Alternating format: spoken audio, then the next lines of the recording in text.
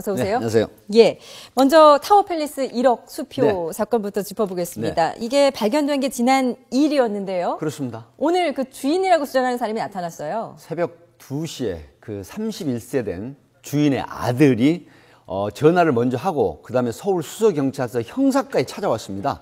형사과에서는 이제 그 형사과 소관이 아니기 때문에 행안과로 인계를 해서 그래서 이제 경위를 좀 살펴봤는데 아버지가 주인인데 아버지가 다른 동으로 이사를 가기 위해서 마련한 돈인데 인테리어 공사비다. 네. 그것 때문에 준비를 했던 거라고 이제 얘기를 했는데 현재 아버지는 외국에 계신다. 그렇게 돼서 이제 아침에 다시 출석을 해서 조사를 했는데 이번 주 안에 원래 보도는 다음 주에 들어오신다고 했는데 이번 주 안에 긴급하게 들어와서 그 소명을 하겠다라고 했다고 합니다. 그렇군요. 이 남자의 말이 사실인지 아니면 아닌지 지금 경찰이 정밀 조사를 그렇습니다. 벌이고 있는데 네. 그런데 좀 석연치 않은 부분들이 있어요. 왜 1억 원이 든 가방을 통째로 쓰레기장에 버렸을까? 뭐 청소 담당자가 발견을 했다고 하는데요. 네. 어떻게 된 걸까요? 저도 그 현직에 있을 때 타워팰리스를 사건 때문에 가끔 갔었거든요. 네. 근데 이 구조가 어떻게 되냐면 굉장히 좀 폐쇄된 공간이 많은데 여기 이제 그 일반 아파트 같은 형태하고 좀 틀립니다.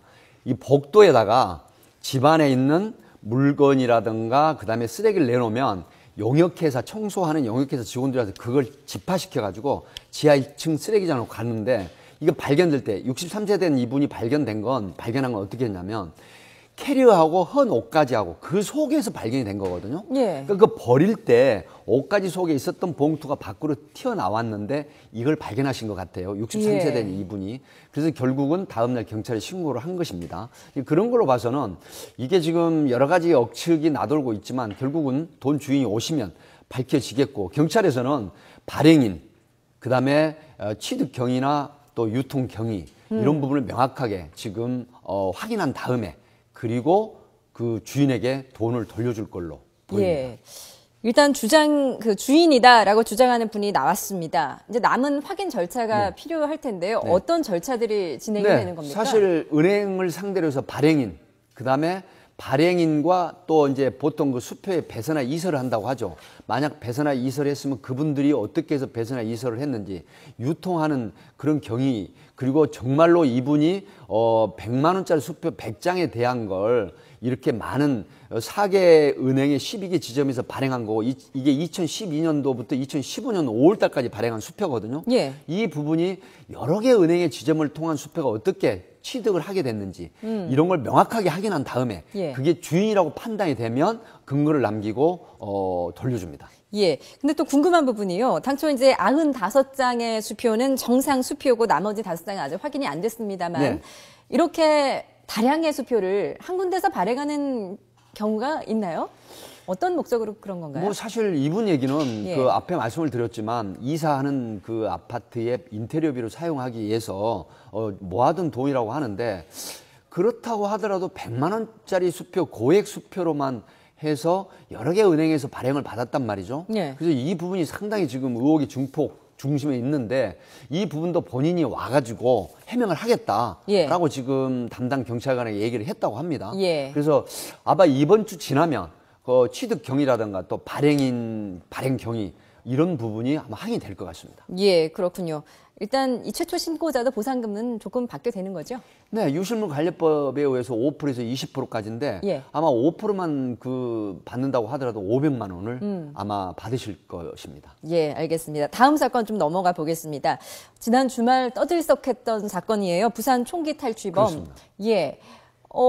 실탄 사격장에서 총기를 갖고 달아나는데 이번 사건 경위 좀 자세하게 정리해 주시죠. 사실 3일이죠. 아침 9시 20분에 부산 서면에 그 실탄 사격장에 들어와서 실내 사격장에 들어와서 이게 50발을 받아가지고 20발 사격하고 그 다음에 20발 쏘고 나서 그 46세 된 업주, 여성 업주를 흉기로 위협하고 결국 저항을 하니까 흉기를 찌른 다음에 실탄 19발, 권총 한정을 가지고 도주했다가 결국 경찰이 전격 공개, 그 다음에 과학수사 이런 부분이 뒷받침돼서 결국은 부산 기장에서 경찰에게 체포된 4시간 만에. 사실 그때 3일날 굉장히 했었죠. 부산의 국제 영화제가 개최가 돼 있는 상태고 네. 또 부산 시민뿐만 아니라 중국인, 일본인들이 굉장히 많이 거리를 할애하고 있는 상태에서 제2, 제3의 범행이 일어날 가능성이 많았는데 전격 체포하고 전격 공개 수사가 뒷받침돼서 결국은 다행으로 빨리 검거가 된 것이죠. 예, 빨리 검거가 됐으니 다행이지.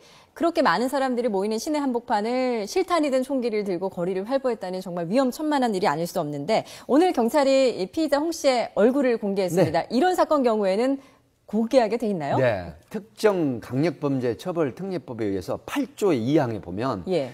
범죄가 확실하고 그다음에 사회적인 이슈, 중대한 범행을 저질렀거나 또 이 공공의 이익, 그다음에 알 권리를 위해서 규정이 돼 있습니다. 이런 형태. 그래서 그 피의자에 대해서는 얼굴을 공개하도록 법으로 정해져 있습니다. 예. 단 청소년일 경우에는 얼굴을 공개할 수 없죠. 그래서 법에 의해서 공개를 한 것입니다. 그렇군요. 이 피의자 4시간 동안의 행적을 살펴보면요. 역시 초범답게 좀 치밀한 부분도 있었지만 허술한 부분도 많았습니다. 일단은 우체국은 토요일에 문을 열지 않는다는 것을 몰랐었고 또 범행을 하고 달아난 이후에 휴대폰도 계속 켜졌다고 해요. 이 범인이 사실 처음에 준비는 치밀하게 했죠. 시장에서 칼도 훔치고 복면도 준비를 하고 구멍을 복면에 뚫어놓고 준비도 하고 흉기도 준비를 했죠. 예. 그런데 결국은 1일 날 먼저 답사를 했습니다. 이 실내 사격장을. 그런데 관리인 2명이 있는 바람에 남성 관리인 네. 포기를 하고 왔다가 다시 3일 날 여성이 혼자 있는 걸 알고 그 다음에 권총과 실탄을 탈취를 해서 도주를 했는데 결국은 도주 중에 자기 예. 선배로부터 야 공개 수배된데 너 아이가 부산 말로 걱정된다 하니까 아마 굉장히 당황했다고 합니다. 그래서 휴대폰도 끄지 않고 3시간 동안 걸어다니다가 택시를 타고 아마 부산 시외곽으로 빠지려고 하다가 체포됐는데 예. 사실 정가가 없는 미용실 업주였습니다. 예. 이런 부분에서는 그 치밀하지 못한 그런 사후 조치였던 것 같습니다. 예. 그런데 이 실탄 사격장의 총탄 관리도 좀 문제인 것 같습니다. 네. 그렇게 실탄이 위험한 그 무기들이 있는 곳에 지금 여주인 혼자 있었다는 거 아니겠습니까? 네. 이게 현실 그 실정법 위반입니다. 왜 그러냐면 사격 희망자가 와서 사격하게 되면 사격 교양하고 사로에서부터 끝날 때까지 관리 감시를 해야 되거든요. 예. 그럼에도 불구하고 그 직원 2명이 최소한 있어야 되는데 없었던 것이죠. 예. 여주인 혼자 있었고 이런 점을 노리고 이 홍모 씨 29세 범인은 벌써 권총과 총기를 탈취해서 범행에 이용하려고 했던 것인데 예. 전국에 14개소 실탄 사격장 실내 사격장이 있고요. 전국에 200여 개의 공기총 사격장이 있거든요. 아마 이번 사건을 계기로 경찰에서는 굉장히 그 최선을 다해서 아마 만전을 기하는 것 같습니다. 예. 그래서 이번에 이제 경찰이 뒤늦게나마 대책 마련에 나섰는데 네.